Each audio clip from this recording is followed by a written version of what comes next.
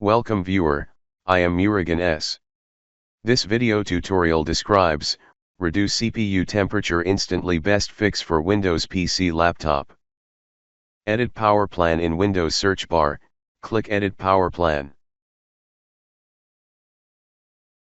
Click Change Advanced Power Settings.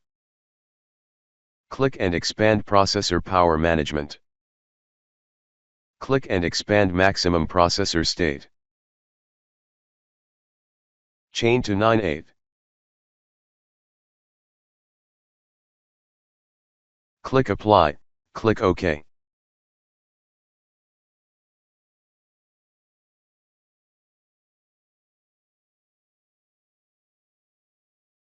I hope this video tutorial helps to you.